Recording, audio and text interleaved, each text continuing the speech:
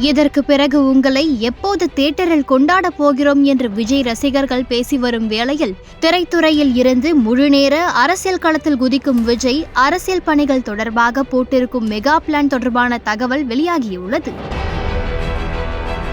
கடைசி பட அறிவிப்பு தற்போது வெளியாகியுள்ள நிலையில் சினிமா டு அரசியல் களம் என்று விஜயின் கணக்கை விரிவாக பார்க்கலாம். நடிகர் விஜயின் கோட் திரைப்படம் திரையரங்குகளில் வெற்றிகரமாக ஓடிக்கொண்டிருக்கும் நிலையில் அவரின் கடைசி பட அப்டேட் நாளை மாலை 5 மணிக்கு வெளியாக இருக்கிறது. நாளைய தீர்ப்பில் துவங்கி கடைசி படம் வரை விஜய்க்கும் ரசிகர்களுக்கும் இடையேயான இணைப்பு குறித்து உருக்கமான வீடியோ ஒன்றை வெளியிட்டுள்ளது படத்தை தயாரிக்க இருக்கும் KVN புரொடக்ஷன்ஸ். அதன்படி படத்தின் பூஜை விரைவில் நடக்க இருப்பதாக தெரிகிறது. சினிமாவில் நடித்தது போதும், தமிழ்நாட்டு மக்கள் எனக்கு எவ்வளவோ கொடுத்துட்டாங்க, இனி நான் அவங்களுக்கு சேவை செய்ய வேண்டியதுதான் பாக்கி என்று நினைத்த நடிகர் விஜய் கடந்த பிப்ரவரி 2ஆம் தேதி கட்சி தொடங்கியதாக அறிவித்தார். தமிழக வெற்றி கழகம் என்று அறிவிப்பு வெளியிட்டு அடுத்தடுத்த நாட்களில் நிர்வாகிகள் உறுப்பினர் சேர்க்கை என்று அதிரடி காட்டி வருகிறார்.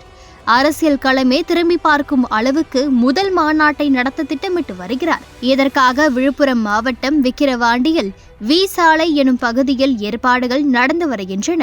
வரும் 23ஆம் தேதி மாநாடு நடத்த திட்டமிட்ட நிலையில் காவல்துறையின் அனுமதிக்கு தாமதமானதாலும் குறுகிய காலமே இருப்பதாலும் மாநாடு தள்ளி போவதாக தெரிகிறது. அதன்படி அக்டோபர் 3ஆம் வாரத்தில் மாநாட்டை நடத்த திட்டமிட்டிருக்கிறாராம் விஜய். இதனிடையே தனது கடைசி படத்திற்கு விரைவில் பூஜை போட்டுவிட்டு அடுத்ததாக மாநாட்டை நடத்த திட்டமிட்டிருக்கிறாராம்.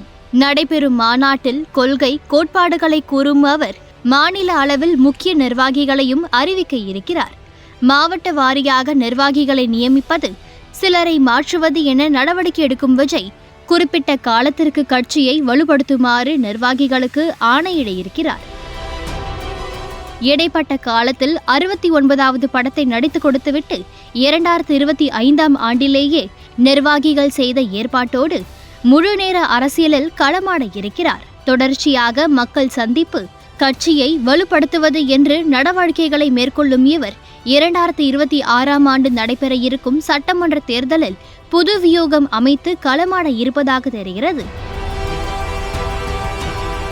என்னதான் தானே முதலமைச்சர் வேட்பாளர் என்றாலும் மூத்த தலைவர்களை உடன் வைத்துக்கொண்டு எம்ஜிஆர் கட்சி நடத்தியதைப் போல விஜயும் மூத்த தலைவர்களும் அனுபவஸ்தர்களை உடன் வைத்துக்கொண்டு கட்சி நடத்த வேண்டும். அதுதான் விஜய்க்கு வலு சேர்க்கும் என்கின்றனர் அரசியல் நிபுணர்கள்.